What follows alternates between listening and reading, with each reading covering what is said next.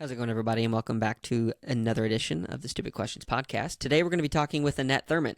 She is the Instagram mom of an amazing page called Azure Farm. We will link it in the show notes, and she just released a new book about simple country living. It's actually the name of the book as well. Annette's a really good friend, and this episode is a bit different than most of them because usually we have people that are focused on the triathlon industry or products and services kind of centered around that industry, but today it's just a bit different because Annette experienced this 3-day retreat that I went on a number of weeks ago with a group of friends, and it just dramatically changed our lives forever. And we have something to bond over. We wanted to talk about that. I wanted to talk about it on a podcast, and also Annette just does amazing things. She's an entrepreneur, has this Instagram account that we'll talk about, is doing a triathlon. So there's a lot of really neat things. It's a little bit different, and I hope you like it. If you have any questions or thoughts on it, we'd love to hear those. But without further ado, I want to introduce you to Annette Thurmon. Huge giveaway alert. First of all, thank you so much to Synergy Wetsuits for sponsoring today's episode. It is awesome because they are giving away the SynSkin 3, which is a state-of-the-art swim skin that will make you faster when you are in the water coming into T1. So here's how you enter that. First of all, there will be a link to our Instagram in the show notes listing out these 5 different things you got to do to get in on the giveaway. But they are, first, you got to follow Stupid Questions and Synergy Wetsuits on Instagram. You got to like the giveaway post, tag 3 friends in the comments, sign up for our email newsletter at stupidquestions.show. There's a link at the top of the website and at the bottom where you can drop your email there. And then the 5th thing is leave a review of the podcast on your preferred platform of choice. And again, that link is going to be in the show notes. Go check it out on our Instagram page, Stupid Questions Podcast, Instagram, and it'll be pinned at the top of that Instagram as well. So thank you so much to Synergy for sponsoring today's episode and partnering with us on this giveaway. I look forward to seeing who is going to win. There we go. Oh, man. So there's so many things I want to jump into. It's different actually for me because this is the first podcast where I've actually interviewed someone who I've known previously. Okay. So and like from like any length of time that you could kind of measure to say like, oh yeah, this is a friend. So this is totally different for me. It was actually interesting as I was writing the questions, like, oh man, hopefully I can like show the same level of genuine curiosity. And I think so. Like I went through and got some questions from Jared. So I think there's a lot of cool stuff we'll be able to cover. But thank you so much for coming on. It's a honor and a pleasure to have someone of your caliber on the pod. Of your caliber. Oh, please. You're funny. So my first question for you, it's a deeper one and it's introspective, so take your time on answering it. But the question is, who is Annette? Oh, dear. Wow. Right off the bat. Okay. Mm-hmm. Who is Annette? It's funny because I saw a YouTube video that I posted, I think maybe 12 or almost 15 years ago when I was doing other things. Yeah. And it was weird watching it because I was like, who is that? Wow. It was like a very weird, it was weird seeing myself that long ago because I feel like if maybe you would have asked me that question then, I might have not had an answer. I don't know. It was just weird watching because I felt like I was talking like not like myself. I don't know. And now I feel like who is Annette? Okay, I feel like I'm someone who is passionate about life, about being kind to people, and just being, I don't know, outside in nature and learning something new every day by caring for animals and plants is pretty much what I do. So I don't know. I feel like I feel the most confident in myself doing what I do now. And yeah, I don't know. I mean, it's probably not a really deep answer, but that's what you see is what you get. I guess that's with me. What you see is what you get. So Yeah, with every season of life, I feel like as we walk through life, like that definition does change and probably becomes more holistic, I think, the older we get. So sure, that's a good answer. There's no right or wrong answer, but that leads to the next question. Where is Annette from? Okay. Originally? Originally. Okay. Originally, so I was born and raised in Kansas City, Missouri. And actually, I was born on the Kansas side. If I'm going to be real technical, there's like the Okay. Kansas side and the Missouri side, not to be confused. They're different. Mm-hmm. I was born on the Kansas side, and that's where I was born and raised for like first little bit of my life. And then I grew up in Texas for a while. So I was in Okay. Texas for like 7 or 8 years. And then I moved back to Kansas City Hmm. and grew up there till I went to college. So mostly Kansas City is Yeah. my home, or where I claim. Sure. Yeah. Do you miss the plains, the look farther and see less type of Well, living? the Kansas plains are definitely plain. You know what I mean? They're plain. Yeah. Um but there's a lot of what's interesting is now I feel like Kansas City has become so like popular, the Chiefs, there's like Mm-hmm. football, there's like a Sports. lot Yeah. of things that it's grown a lot, but I feel like growing up there it was pretty low key, and Yeah. going back it's weird to see things more developed and Yeah. that kind of thing, but it feels like home still. Yeah. So it's Um pretty small town living where you grew up in yeah, it those was like a areas. small suburb. Where I grew up the most was a small suburb called Lee Summit. Okay.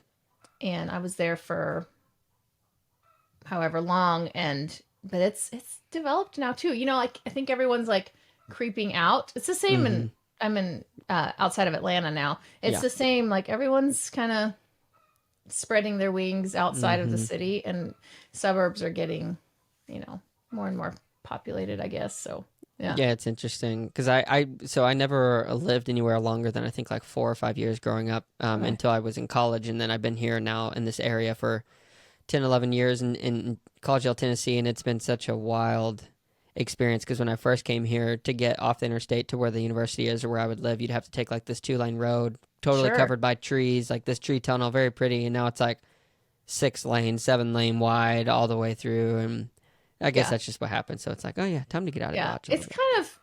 It's kind of sad, I think, when things develop more. It's good in ways, and then it's also sad. Yeah. You kind of lose the quaintness of a lot of these Mm-hmm. like smaller towns. Yeah. Um, we're in a small-ish town right now. I mean, it's pretty small comparatively, but there's a lot moving in, so Yeah. we'll see. Yeah, for We'll sure. see. We will see. Yeah. Oh. So going back to the childhood a little bit, are you an only child or do you have siblings? I am an only child. I know. Dun dun Yeah. dun. I don't know what opinions are on that. What's your Yeah. opinion on that? I think it's good. Yeah. I think it depends how you're raised. I think people a lot of times tend to think like, oh, only child, like well, maybe a stereotype is that you're spoiled or that all these things. Man, my parents were pretty non-spoiling type, Yeah. I would say. So yeah, I think it depends how you're raised and Yeah. how you do things. So yeah, only child. My mom was an only child, and then I only have one child, so I feel like I'm just carrying the Yeah. the Carrying the torch legacy, forward. Yeah. legacy forward. Well, let me ask you this question then. It may be a little too early, but so your daughter Ava, she's what, 4? Yeah, almost 5. Yeah. So in 20 years, are you going to be like wanting more than one grandbaby or are you going to be wanting multiples? You think? No, I think that's one of those things. And you're probably like opening up a can of worms with me on this, but Okay. I truly believe like you got to do what's best for like you or what feels right. And Sure. I don't know, people have this thing where they say like, oh, our family felt complete with this many kids or no Mhm. kids or whatever. And I think we felt good with the one. Yeah. It's like we were married a long time, almost 13 years before we had her. And so I don't know. Yeah. I feel like I'm too old to start again. So the one is good for me. I Yeah, think one is I would great. be happy with whatever whatever's good for the person is my decision. Yeah. 100%. I'm happy with too. Yeah. So what were you like as a kid then? You said your parents, it seems like they were a bit more regimented. They So were how did pretty that? strict. My dad was a pastor, so pastor's kid. I think there's like expectations there of, how you behave or not. So I was a pretty good kid, I think, for the most part. I'm shocked I never like rebelled or did the whole like gone wild, go wild when I Mhm. left the house or something like that. I feel like my parents did a good job, but they were more conservative. So yeah, I mean, growing up was good. Texas, when we lived in Texas, it was good. I was homeschooled Okay. for I was homeschooled till seventh grade. Um, so that was fun. I loved it. I'm a big advocate for that. If people want to do it, I think it's great. Um, and yeah, I mean, pretty chill. My parents weren't like super extreme into like outdoor things Mm-hmm. or so I feel like I never did a lot of the like cycling or swimming or beach or things like that. We were just not we didn't do that those kinds of trips. It was Yeah. more like drive to the car to a location. We did go to some like national park type stuff, Sure. but I feel like now later in my life I'm like, oh, maybe I need to try to be more of like an outdoor person because I feel like growing up I wasn't, Yeah. by nature. So Yeah. Yeah. Yeah. yeah. So have you ever been mountain biking? No, No. Really? I'm actually scared of biking, Seth. Wow. Well, we're gonna have some Uh, good conversation around that yeah, then, exactly. given the future. Okay. Well, let me. I'm gonna actually make a note of that, or so we can make sure to talk about that in a little bit. Yeah. Um. So okay. So we're starting to get a little bit of an understanding. Not as much of an outdoorsy Yeah. person. Growing up in the Midwest.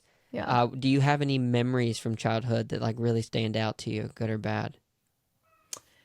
Um, let's see, good or bad? That's interesting.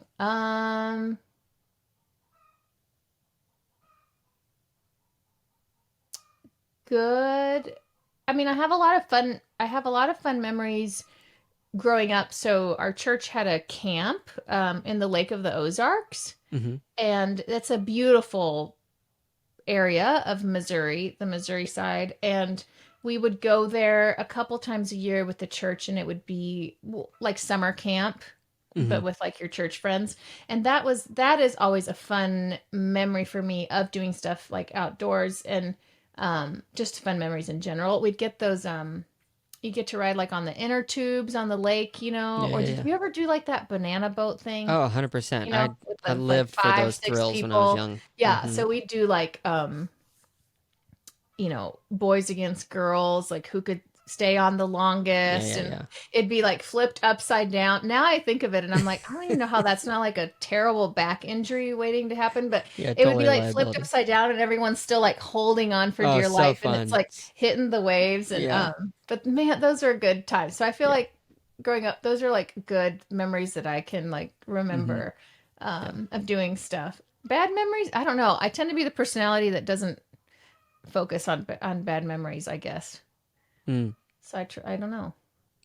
So you don't hold on to them. You try to, Yeah. is that a philosophy for life? Like whenever something bad kind of comes your way, you process it in the moment, I kind of don't pack it away? dismiss it. Yeah, I mean, I wouldn't say I like don't acknowledge when something bad happens or, but I feel like I'm the personality that tries to like I guess rise above and Yeah, not let it yeah, define, yeah, sure. me or dwell or linger, yeah. I don't Yeah, know. yeah, yeah. So I have, this is Present going to seem stuff. like a random question, but it's going to tie back into this. Yeah. What is your maiden name? Oh, Like last name? Shaviano. Shaviano. Yeah. So Shaviano, what is the etymology or ethnic background of Ish? Yeah, okay, this is fun. So Shaviano is obviously on my dad's side. It's supposed to be Italian, Mm-hmm. and it's supposed to be Gaviano. Gaviano. So like that sounds more authentic, right? I like it. Gaviano, but we never said it that way. We would say, I guess in Spanish, Chaviano. Um, my parents are both from Cuba, born and raised, but we're like a weird mixture of everything. My Okay. dad was part Italian in his background, um, and part like from like islands off the coast of Africa. And Wow. then my mom is funny. Okay, so on her dad's side was French and Chinese. So my great great grandmother was from China, Wow. which is cool. Um, and my great great grandfather was from France. So if you see their pictures, we have pictures of them. One looks, Asian, one looks European. Yeah. And then my mom on her mom's side, they were from Spain and then Germany. Oh, okay. Wow. So I'm pretty much a Yeah. very mixed situation. Yeah, Europe, North Africa, and Yeah, not then cool. Yeah, yeah, which is that's wild. I I don't didn't know. know It's that. cool. Yeah, I the don't know. Italian background's really interesting too. I have quite a bit of Italian in me actually, I feel like I from my can see mother's side. that. Yeah, Yeah, yeah, it comes yeah. out. It's actually mostly. It's interesting. I did the 23andMe thing, so my genetic information's floating out there, but it was like 98.7% Northwestern European, and I, Okay. I thought it was going to come back like 40% Italian because my mom's side, they're like all full Italian, and it was like 2% Sicilian. It's like, Yeah. meh. Yeah, that's interesting. I Yeah, mean, I we're all was, a mixture, honestly. yeah. So, I always thought that it was based on like, you go back a generation, like that the percentages would kind of be split evenly for mhm. each, but that's totally not the case because Yeah, sometimes you can have 100%, 100%, and it may not be 50-50 that you get. I didn't really yeah. realize that. Which is so weird how Yeah, it all was really that weird. works. And now all our information's on the internet. Yeah. Yeah, I'll be in trouble It's before all you. right. I'm sure yours is not there as much as mine is. So, Javiano, so your parents were Cuban. Yes. They did they flee Cuba? What was their story for coming to the Yeah. U.S.? They had, man, my parents have a wild story. Theirs could probably be a whole podcast, but my dad was a pastor in Cuba as Hmm. well. And so um they suffered a lot of persecution because once Castro took over, obviously it's a very communist regime, no religion. So my dad was Yeah. in a concentration camp for 3 years, like a hard labor camp, and Hmm. all these wild things. And then finally in 1980, there was a thing called El Mariel, which was a big kind of movement that where Castro wanted any sort of like religious figures or political prisoners to like leave. And so he basically let all these people out and thousands of people came That's and the interesting. US basically gave everyone it was that whole kind of US Cuban embargo thing where they said, if you make it on American soil you can stay. Hmm. They offered you, a place. Asylum. And Yeah. so what was crazy about them leaving is that you basically just hitched a ride. So Castro had said, to people in Miami or in the US, like basically, hey, come get your family. So they were showing up in boats made for like, 20 people, and they were leaving with like 60, 70 people. I think my parents were crammed on a boat.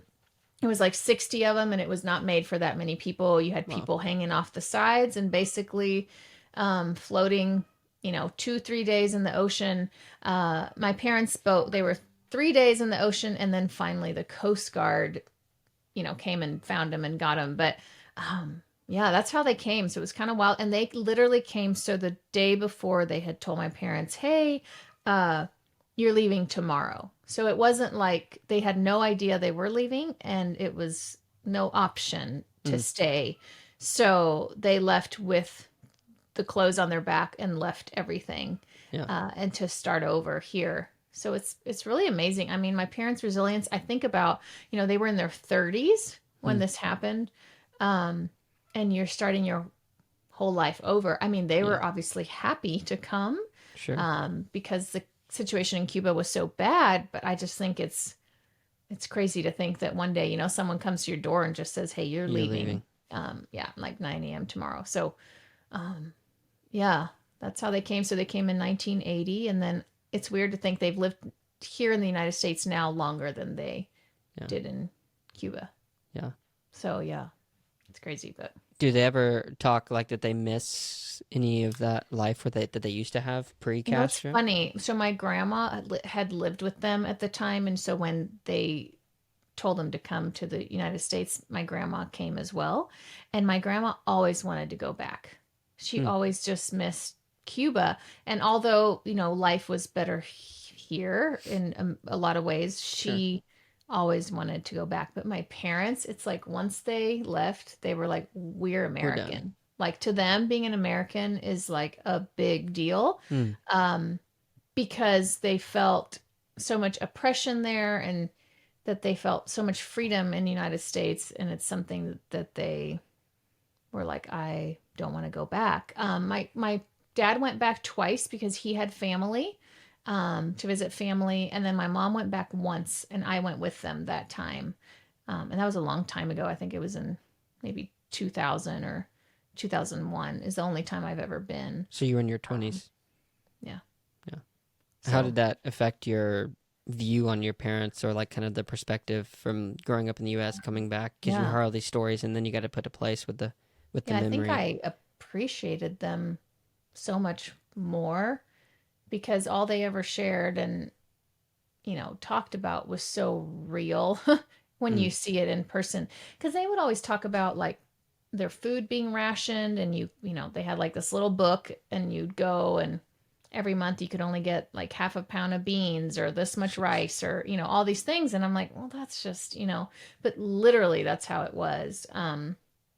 You are only like allowed to have so much. And if you want more, you can purchase it, but like you have no money to Yeah. purchase more. And so you're bartering or trading or literally trying. And actually, right now, in the last few weeks, the condition in Cuba has been really, really bad. It's Uh, worsened a lot just with different things. And I mean, the people are hungry. Like they don't have, and you can't work because the government, basically, you give the government pretty much all you work for. Um, you can't own anything. I mean, it's just wild. So I remember yeah. thinking, and when I went, I was a senior in high school. So I was young still. Mm-hmm. I feel like it impacted me a lot, just thinking, wow, Sure.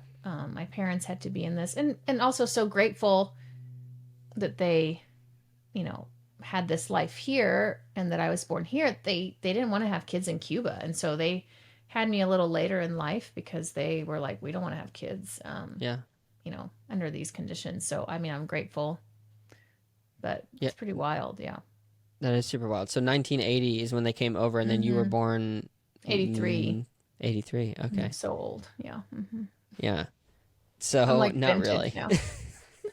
I think you're still technically a millennial. I'm I pretty mean, I'm sure. like on that cusp. Like Yeah, I'm yeah, like yeah. on the, like that last year or something. I don't know. Yeah. Yeah, yeah, yeah. So there's definitely something about immigrant families and the children that they have, and the level of success, at least monetarily, that seems in the U.S. Maybe it's too much of a stereotype, and maybe I'm overgeneralizing, but it seems like that there's just a lot more to be thankful for. And Mm-hmm. you see what your parents went through. Like, I've had on a few other people from the podcast who immigrated from other parts of the world, and they told some pretty amazing stories about overcoming, like, somebody's parents, holding 3 or 4 jobs and just like working really hard, but realizing that they have that opportunity and freedom. So my question is, for you, like, growing up, how did that affect who you would become, and how you had like a lens for the world? Yeah, it's interesting because I feel like, I mean, I was definitely raised with, hard work ethic and, Mm-hmm. you study and you work um, and my parents were really good, I think, at teaching me how to, like manage money. I think they did a great job considering, they didn't have a lot when they came here. I mean, we were Yeah. on a pastor's salary, which wasn't, um, a lot, but they always made ends meet and they were smart with money. And I feel like that did teach me, quite a bit. What's interesting though, and I think maybe because I don't know if it's because my dad was a pastor and he wasn't someone that came and like started a business or tried to do, maybe that route of work. When I met my husband, Jared, I felt like his family was very entrepreneurial and it Mm-hmm. was like the thing that they did. And my parents were like, ah, like what? Yeah, a lot of risk. What is this? Yeah, a lot of risk. Where I think so younger in life, I think I was raised with very good work ethic. You know, you work hard, you study hard, do all those things, but I never had exposure to maybe the side of maybe doing your own thing or even risking things in business or in life. Mm-hmm. And so I feel like the second half of my life now, I've been probably a lot more out of the box, which is which wasn't the norm growing up. And it still, I think, surprises my parents, and they're a little like unsure, Yeah, of what that is. But like you said, I feel like you do evolve and you change and you learn and you grow. So yeah, yeah, yeah. And you've been married almost 18 years to this yeah, man, Jared, who is an I entrepreneur. know. So I feel like that has to Yeah. It's a long affect kind of time. a lot of things. Yeah. It's pretty much half of my life. So yeah. Yeah. Yeah. Yeah. But it's good. So with your mom and your dad, who do you think you're more like? I don't, that's funny. Maybe I think I'm more like my dad. My dad's a little more, I don't know. My mom's a little more out there and has always been, my dad's more calm and introverted. And I tend to be, I think people don't think I'm introverted, but I think I'm more introverted if I can be. Mm-hmm. I'm a Let mixture me though. let me jump into that a little bit. So I'll do an intro in the beginning, so people already know on the podcast a little bit about Azure Farm and this Yeah. behemoth of a business around Instagram that you've kind of built. But how has that played on you? Because it requires an vast amount of your attention and your time. And Yeah. being an introvert, I mean, I guess you're not necessarily interacting with people face to face, but it has to Right. be draining to Yeah. some I degree. think because it's not, so a couple things. I think because it's not face to face, constant, like with people. I think if it was that, I would be like, oh, since it's just me sharing. And then I really try my best to be as authentic as possible and really share things that I'm like actually doing in real life or in real time and things like that. It doesn't feel like I'm having to like stage or do any sort of like presentation every Yeah. day. Does that make sense? Yeah, it's more So, documenting. yeah, so it's more like what I normally would be doing or my normal life. So it's not as maybe draining Production. in that way. Yeah. Yeah. Yeah. Yeah. I don't So know.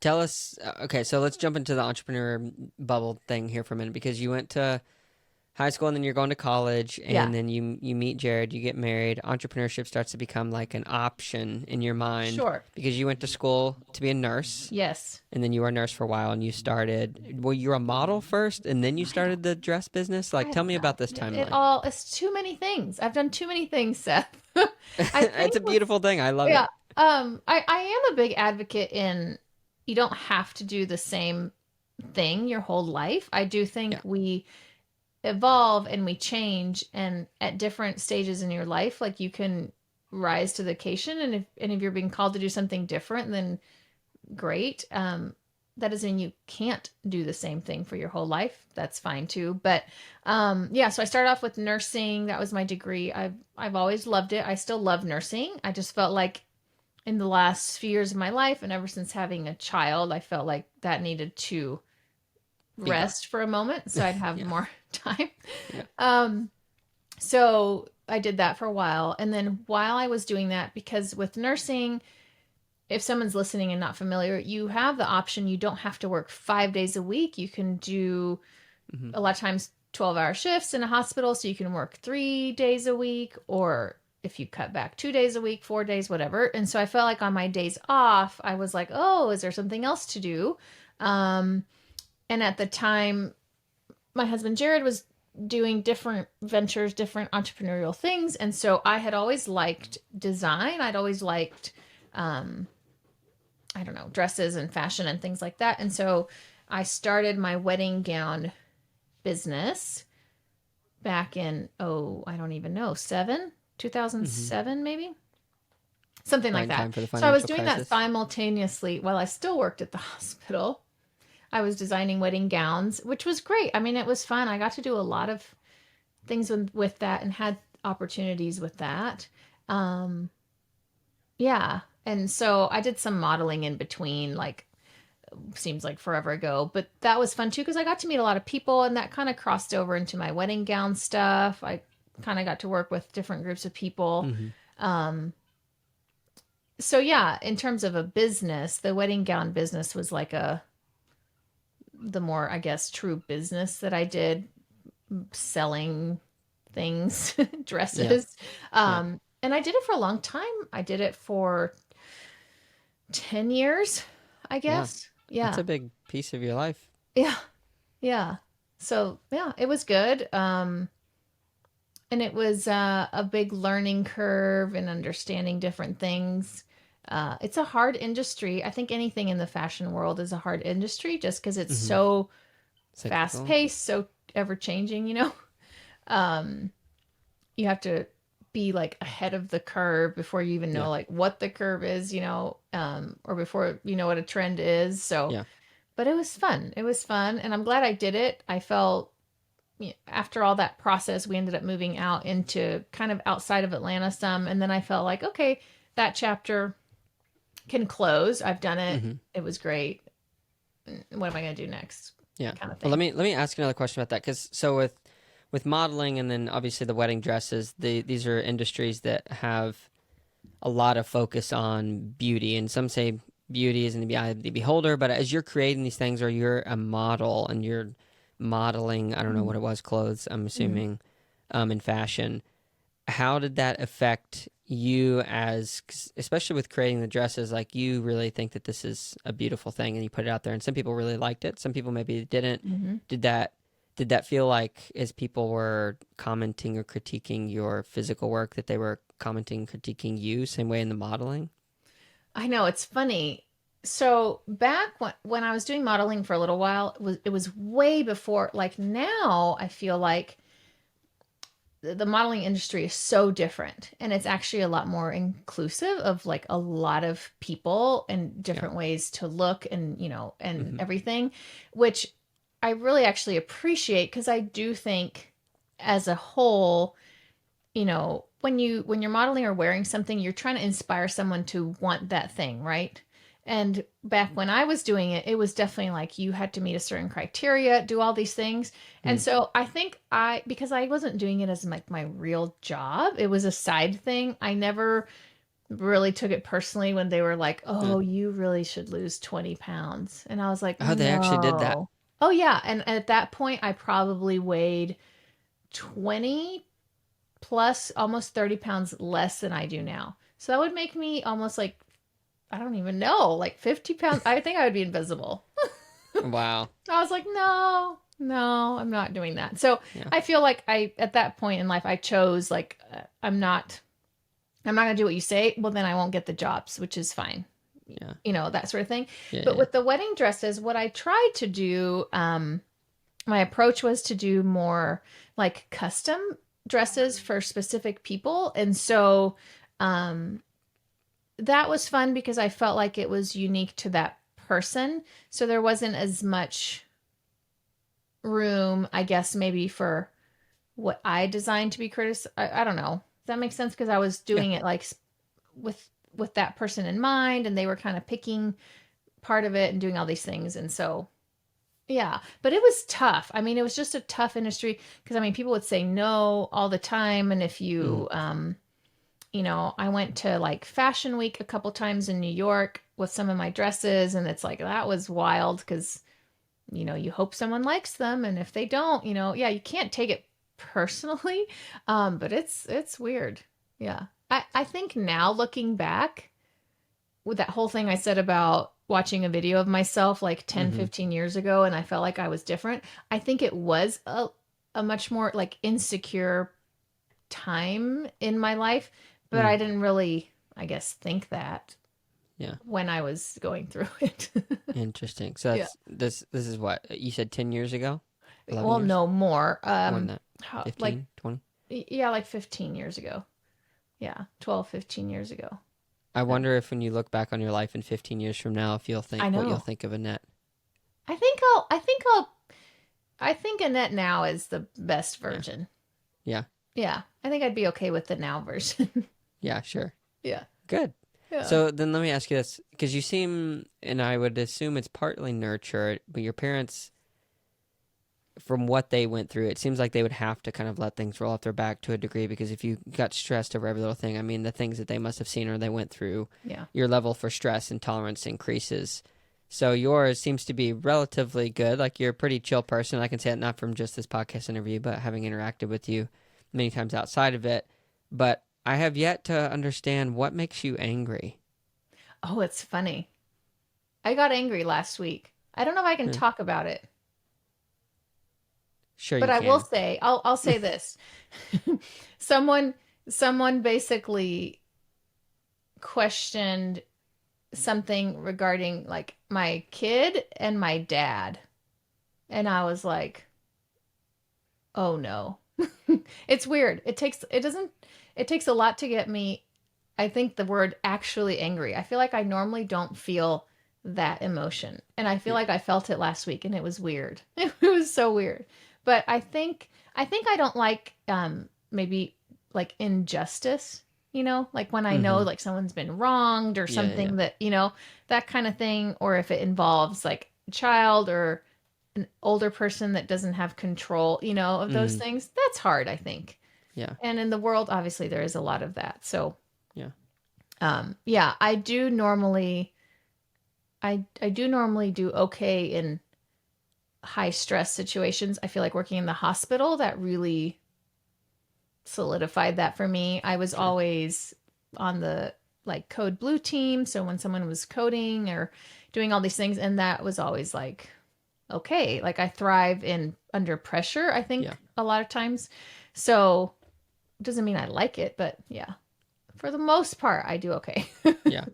So for the anger, or Yeah. and how did you deal with that? Like, I did you don't know. I'm approach the still trying to person or figure that thing? out. I'm still trying to figure that out. So Really? I was praying this morning about it. Yeah. um, I think, I mean, I feel like spirituality and prayer is a big part of my life. And so I think a lot of times it's like that whole, it sounds probably kind of like, okay, but the let go and let God thing, I think sometimes you really have to just do that Mm. because I can't control everything, right? Or I can't control everything people do or say. So sometimes I'm just like, okay, it's okay, you know? Yeah. But Yeah, it's interesting that because I asked that question because so I've been doing a lot of therapy lately, and how to phrase this? What I'm coming to understand, at least in my own experience, is there is for me a really strong connection between thinking about a time where whatever it was, whatever issue I'm trying to work through that brings up anger or frustration or mm, sadness or whatever the emotion is, for me visualizing that, having that visual in my mind of when that instance happened, and if especially if the person isn't around or if it's not appropriate to approach this person in that way or whatever, to where you can kind of like confront that. But me going into that space, just to give an example, mm, I was in therapy the other day and we were doing some focused EMDR work mm, on basically like the day that my dad passed. mm, And for me, it was super tough because I couldn't see him one last time mm, for obvious reasons. Like the state he was in, it probably would have been much more traumatic to go there. But, anyways, I was sitting in this therapy session. Like my counselor or therapist was like, hey, go to that spot and kind of talk to him or like be there in that moment. And so I did. And because I've told this story so many times, I was like, I'm just not feeling it because it feels like so, mm, I'm just like desensitized to it. But we mm, worked on it for a while, and I did eventually kind of like just break down. I like visualized myself like being my head on his shoulder, just kind of crying and like saying goodbyes type of a thing. And I'd never really done that before. And in another instance, for like someone I was really angry with when I was held at gunpoint, like sitting in this car in my memory and like just trying to think of all the different emotions, feel them, let them come out, but then like what is the best way to look at this situation? So like for me, it's been really interesting to realize that I have to like go back into that memory mm, wherever the moment was and like not almost relive it, but then like mm, make a better story around it so that when I think about it, like I have these other like resources I can pull in, sometimes even people that like bring a better feeling about it. So it's really interesting. But with anger, like that one's a particularly hard mm. one because I remember one time when I was really young, I got hit in the face by this girl on the school bus. Oh She was no. a lesbian, and man, she could hit, and it was quite an experience. And for the years, I like just had so much anger toward this girl, Oh no. but I had finally let it go, and I went back and like kind of I even talked to her in my memory or whatever, and I was like, you know Yeah. what, like so sorry, da da da, whatever, and kind of work through it. So for me, it's like such a visual thing, but I don't know if it's that way for everybody. It's funny because I learn the most like visually, like I'm a hands-on person. I'm not a Mm, like read or whatever. So I do think there have been some times where I've thought through scenarios or different things. And yeah, you think like, okay, this is what I would say or this is what I would do. And I guess sometimes like thinking through things like that does help because then you've kind of maybe just processed it in your Mm-hmm. mind, and then you can like move past it. Yeah. But it's also really hard to relive things a lot of times. And I think Mm-hmm. for me, I'm one that I'm like, ah, I'm fine, move on. Maybe that's not a good thing. Yeah. Maybe I should like, I don't know, work on some of those things more. But Yeah. yeah, I don't know. Yeah. Working through emotions so interesting, and which kind of brings me to this next segment. So me and you, we both went on this 3-day retreat in Yeah. Canada that your husband set us up on, Yes. with like 6 other friends. I believe it was 8 of us total. Tell me from your experience, as best you can, what this weekend was for you and how it affected your life. Yeah. It's hard to put that into like It's so hard. I'm so glad I words. don't have to do it. So yeah, so Jared had basically gone to it 3 months prior to me going, and he was like, hey, I want you to go to this thing. And I was like, nah, I don't want to go. And he was like, no, I really want you to go on this thing. It was life changing for me. And I did see some things in his life where he was approaching things differently or wanting to do things differently. And I was like, oh, well, he didn't really basically give me an option. And he was like, you need to go. So I Yeah. went to this, and yeah, like you were there. And I think on night one, all I knew that it was kind of something where you get to like work on yourself, learn more about yourself. I really didn't know anything, to be Yeah. honest. Personal growth. That's all I I don't knew. think you did either, right? It was like personal growth. Yeah. So we walked Oh in my on the gosh. first night, and I was like, "Oh, I hate this. Like this sucks Yeah. bad." Like I mean, I tend to also be the kind, like, I don't like talking. I don't like talking about myself. I don't know. It's whatever. So I was like, this is not going to be good. But I think I went in with assumptions of things. And then those assumptions, I think, all got broken down. And then the more I was there, by the time the weekend was over, which was on Sunday, I was like, I'll just live here. I'm just going to stay. Can Yeah. I just do this all the time? Yeah. And I Exactly. think what it did for me, so it's basically a weekend where you get to look more into yourself Yeah. Very and learn more introspective. about yourself, right? Introspect, learn more about yourself. Introspection. Mm-hmm. Um, and it was basically just by being asked questions like what I think about certain things, and then answering them and talking through them. And by doing that and hearing other people do that and working together, I felt like it was such a wonderful opportunity to learn more about myself, why I do things, Hmm. why, I don't know, maybe I am the way I am. And then I feel like it gave me such a new outlook on life then as I move forward once I left. Um, it was just, it was like really one of the top experiences of my life. And what was crazy was I went into it with um, not not knowing what to expect. So I was surprised because I knew I was going to leave just being like, it was fine. But Yeah. now it's like, I want everyone to go. Like everybody Yeah. should go to this Yeah. thing. And it's all the way up in Canada, but it's okay. You can still fly to Canada. Yeah. And like Seth, it's like I knew Seth beforehand. But I feel like after this weekend, what was great is I think when you go through something, together, I just think it makes you bond. Like I felt like we all just Mm-hmm. had a great bond, and it was so cool. I don't know. Yeah. I literally said nothing for the last 2 minutes in No, trying I to think explain. you did some good stuff. I'll share a little bit, and I'd love to hear what you think of this. But that trip for different people, I think that different aspects of it challenge different people because, like you said, you're not usually like an out there Mm-hmm. person. I'm hearts on my sleeve most of the time. It's just the way that I like to live. There's strengths and weaknesses to that, but one of the big things I think that I took away from that whole experience was that I kind of a twofold thing. One, I realized for the longest time I had been dead inside when it relates to just connecting with other people because of my own fears. There was these little slogans that were on, and I don't want to give too much away, but little slogans that were kind of said throughout the weekend. One of them was, what we fear we create, kind of, or where you focus is kind of where you're going, or if you do what you always did, you'll get what you always got.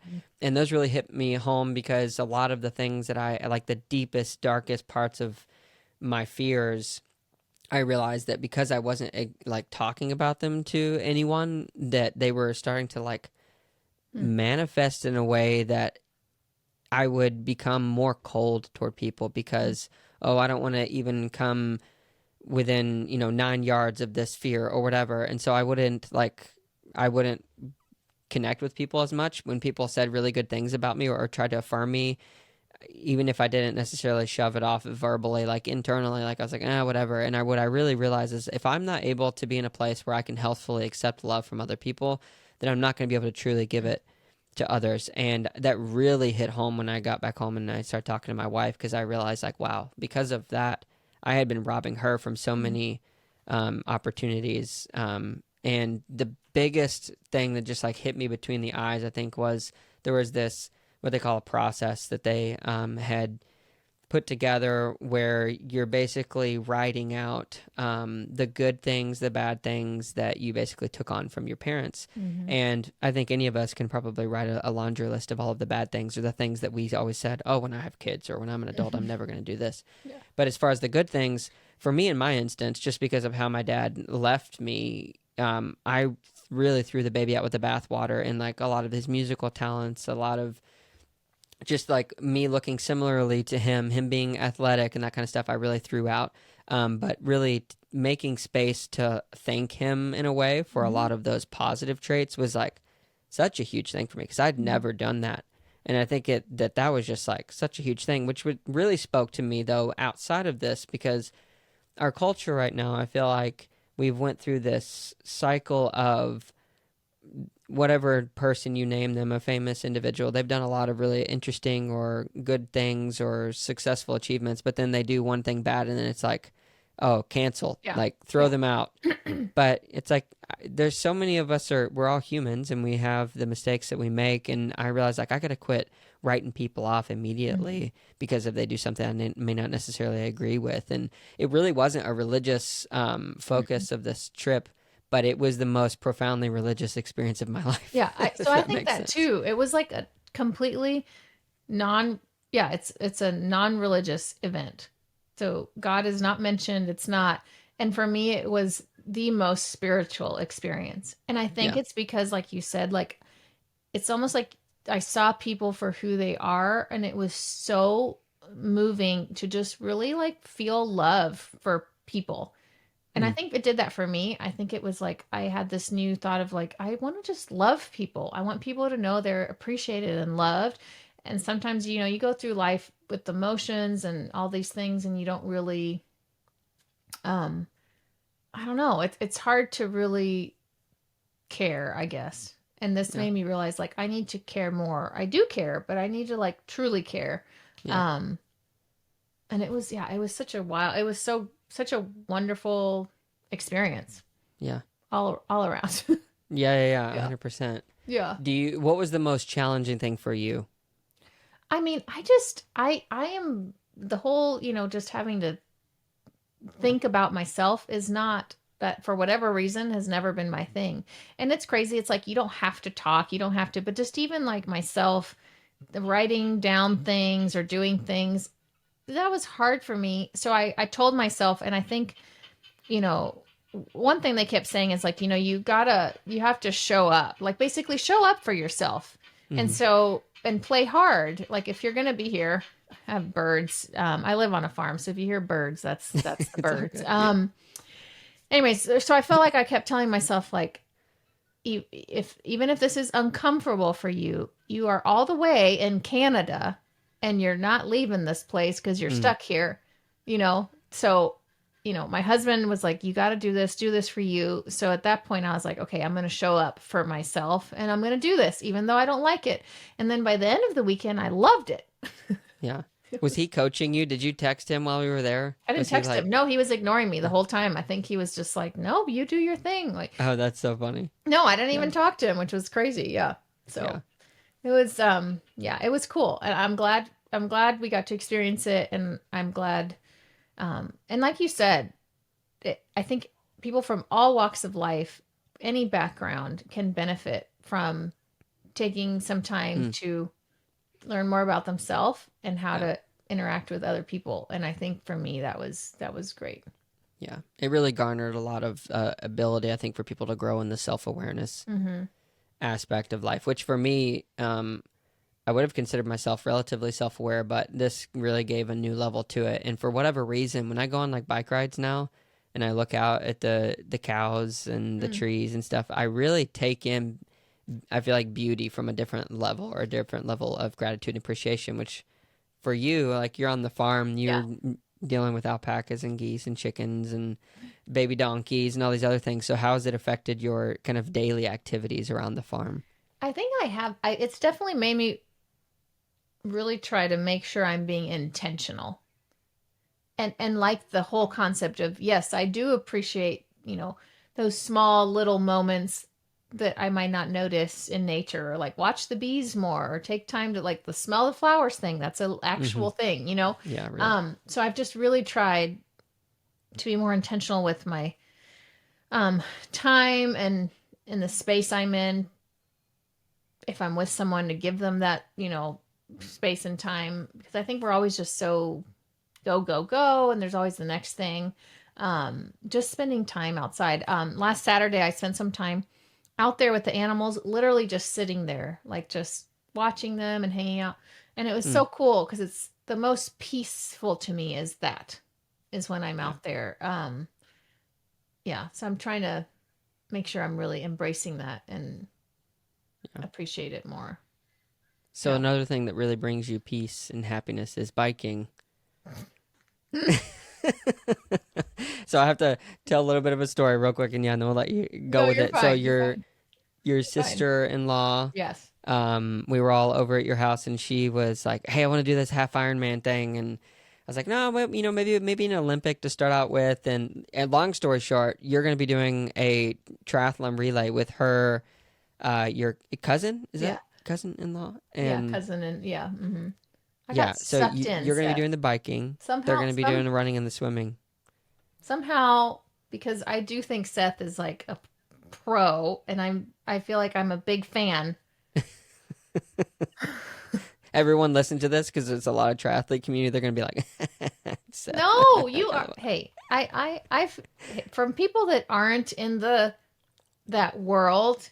Anyone Mm-hmm. that just makes effort and does it is impressive. So Yeah, whether or not it's to the caliber you want in your world, that's I right. don't It's all care. perspective. To Yeah, me, it's amazing. It's yeah. amazing just in general to be able to do it. But I do not consider myself an athlete. Mm-hmm. I consider myself to be what I call farm strong.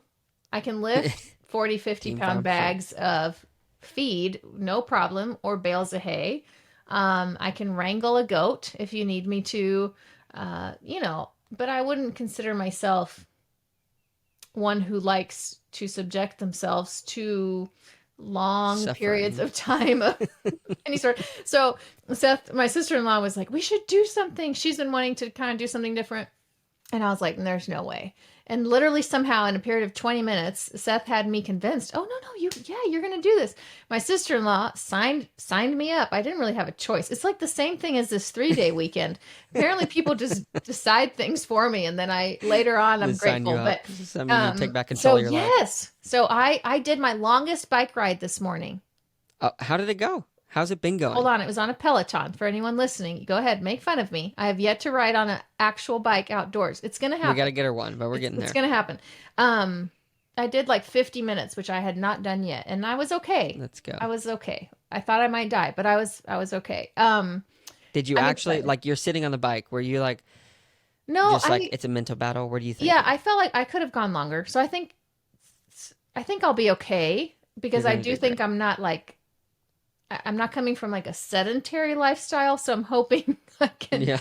work my way up. Seth is amazing. He's given me this plan. I've got an idea of what I need to be doing every week. So, um, I'm excited. I'm excited. I am a believer that you evolve throughout your life and do different things, and it's okay to try new things. So this will be my new thing, and hopefully I love it and it's not a one-time thing. Yeah. I'm trying to Yeah. not think of it as a one-time thing. I'm not saying in my mind, I'm like wanting to do this all the time, but I feel like if I adopt cycling into my life, I can't Mm. imagine just like not doing, you know what I mean? Pretty soon you're gonna have your Instagram feed filled with cycling posts Everyone's going and to be like, memes. what is this? We're not following her anymore. No, no, Forget no. It's so this. funny. I'm so glad you did because I know. So there's another guy I follow. He's an Italian guy, and he's a professional chef for like the bourgeois of Yeah. bourgeois people. Yeah. Okay, and he got into triathlon, and now like 60% of all of his stuff is triathlon, and Yeah. he's been getting sponsors and stuff, and Yeah. he's like really milking it, and his followers love it. Like it's Yeah. like food and that. So I think Yeah. farm and triathletes, any more crossover we can Yeah. have is really great for the I need sport to, I in have general. yet to talk about it on Instagram. I don't know why I just haven't done it, but I'm going to, especially now with this podcast. This will give me an opportunity to like segue it in and Yeah, let you people know. can. But Yeah. yeah, but I'm excited. I'm grateful to you. You've spent time helping me, so I'm grateful. I think it'll be good. Um, we'll just see. So the bike thing, my parents weren't bike people, so I never grew up like we didn't go ride bikes on trail or anything. So I wouldn't consider myself the most like I think I'm a little clumsy. Balanced. I think Need a I don't little like mm, hand-eye coordination skill. yeah, yeah, like in life I feel like I'm my name Annette, it's supposed to mean graceful. I've never felt that really. Like I That's feel like I'm a little hilarious. clumsy.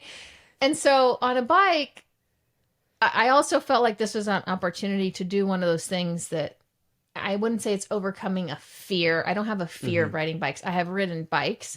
I just think it's not like a comfort Yeah, zone. And so I feel like, oh, sure, why not do it with tons of people surrounding me? Why not?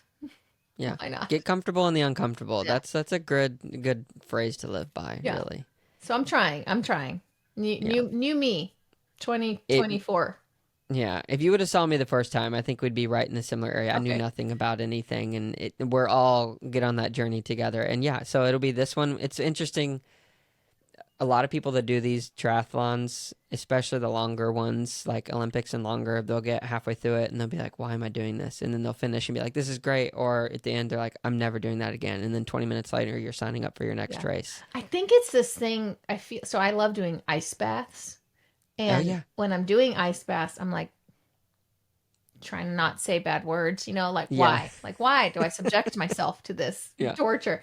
But then afterwards, I'm like, I feel amazing. Like this is great.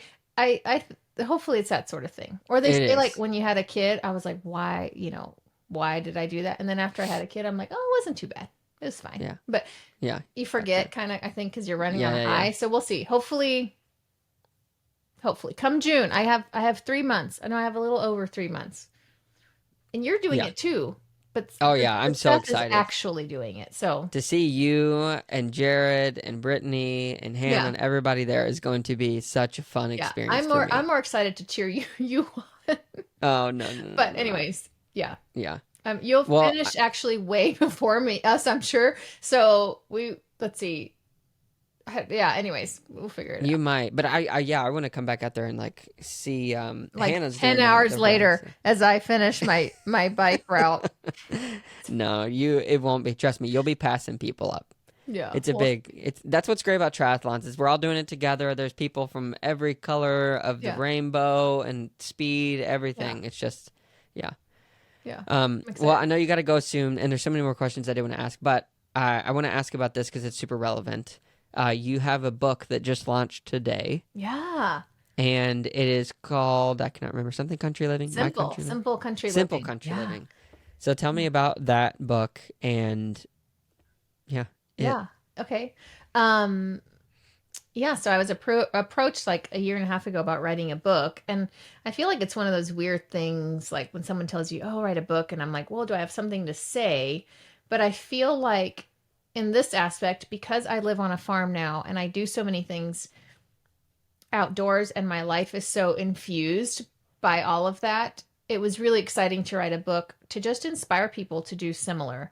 So whether you live, it doesn't matter where you live. I think a lot of times there's a misconception you have to move to like 100 acres and have like all these cows and all these chickens to live a more simple country lifestyle.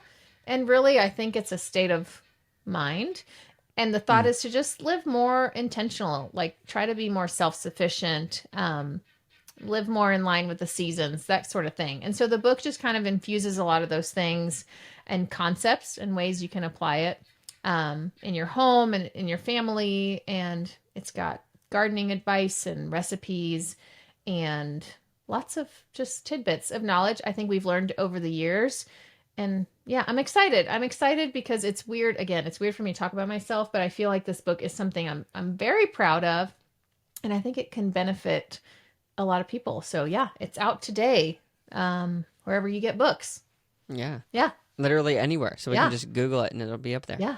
Yeah. That's awesome. We'll have Yeah. to link it in the show note. If someone was to buy it anywhere, do you care where it's no, bought from? Amazon, I think tracks better, but Amazon, Target, Barnes and Nobles, Walmart, whatever. Yeah. Yeah. Yeah. So being a person who likes working with their hands or creating things, whenever you get something for the first time that you've worked on for a while and you're looking at its manifestation in physical form, it's always quite an experience. So what was that experience like for you when you looked at the book in print for the first time? I was actually kind of emotional, and I feel like I'm a non-emotional-ish person. It was emotional because it was a lot of work. It was a lot of early mornings getting up to write, late nights. I also did a lot of the photography as well, and so just coordinating that, and I don't know, it's so nice when something you worked on for so long is like tangible and in front of you and complete. So yeah, I think it was a surreal moment, and it's surreal now that, I've been talking about it for a long time because it's been like available to pre-order, but now it's like, no, really, you can order it. And I just hope it can inspire people. That's all. I hope it can just be a little piece of something that people can have in their homes that can help them. Yeah. I'm sure it will. And it was cool this morning. I woke up a little earlier than I normally do to go on a I saw you early hop morning on bike my ride. live. Yeah, and I jumped in on the live. Yeah. And you started talking about the book, and I was like, oh, this is so crazy. But there's people from all over the world I know. hopping in there, like, chiming in from Portugal and whatnot. So it was cool. It is cool. And that's one thing with social media or doing things where you like share your life with the world, that it's weird, but also, man, the impact you can have, and hopefully for positive, and just be able to reach people, I think is really cool. And just the people you get to meet that you would never have met before is a wonderful thing. So yeah. I'm grateful for it. Yeah, it's been fun. So this podcast, for most of the guests, it's very focused on, well, I should say very, but a lot of times it's focused on like businesses or professional athletes, and there's always this level of endurance, and there's definitely a level of endurance encapsulated in the work that you do, especially with your Instagram page, like Azure Farm. You've been working at this for how many years now? I think officially 5? Probably like 5. Yeah. Yeah. Yeah. And are you at 190, 180? I don't know. 180 something. I mean, I do think numbers are, Yeah, but I don't want you to talk it down too much, because I follow a lot of different types of accounts, and I've been getting into it more. And to find the level of engagement that you have, like, is a very rare thing. Like, people who are actually genuinely interested in the value being given, and they're taking that up, with the book and the other stuff that you've done. So that's really interesting. So my final question to you is around this and the endurance that you have pushed forward with. If somebody is interested and like wants to build a personal brand that eventually could lead to writing a book, and they want to be quote unquote successful, how would you advise them to start that in this world? So I think I'll say 2 things. I think if you want something bad enough in life, you'll make time for it. And so I think obviously it takes a lot of time, and it's not a quick result game. It's a slow, steady game. Mm-hmm. And so I would say be sure you're willing to invest the time it takes. But then my main thing would be, if you're going to do anything on social media, I believe the key to success is being authentic to yourself and staying true to that. Because if you are sharing something and then you're constantly looking at what other people are doing and then changing what you're doing based on, oh no, like maybe I should do that, or maybe I should focus on, this or this latest trend, or it becomes about everyone else. And I think that's where social media can be really, really hard. I think you have to learn to share about things that are exciting and that you are passionate about. And if you're excited about something and you're passionate about something, I think that's how you inspire other people. And that's how then people want to follow or want to engage in your brand or your business or whatever it is. But if you're not being authentic to yourself and it's just something you're, kind of forcing, no one's going to really believe that and want to follow along. So I think the key is to be yourself, and just put in the time and be patient. Be true to But yourself, yeah, put in the time, yeah, be patient. yeah, Good deal. yeah. Well, Annette, thank you so much for coming on and sharing a bit about your life. We covered quite a bit of ground, and it was truly fun. Maybe I have to have you on again so I can ask some of these other questions. But Yeah. yeah, thank you so much. Thank you. I appreciate you. Thank you so much to Annette for coming on the podcast and sharing a bit about her life. It's really interesting and just cool to hear about who she is and how she grew up with her parents in the Midwest, coming from Cuba, just a lot of the things that influenced her life. And she's obviously a very successful human being and super kind person, and is doing a lot of awesome things. So make sure to go check out her book if you're interested in homesteading. I know that is a somewhat trendy thing right now, but she has outlived the trend and been doing it for quite a few years now. If you made it to this point in the podcast, just want to say thank you so much. If you are listening or watching at any place on the internet, I would like to ask that you like, comment, subscribe, review any of the platforms that you're on that allow you to do that, or send us questions on Spotify. That would really help us to continue to grow. And go subscribe to our YouTube channel. If you would like to sign up for our newsletter, you can do that at the stupidquestions.show website. Scroll all the way down to the bottom, or there's a link at the top of the website that allows you to sign up for that newsletter.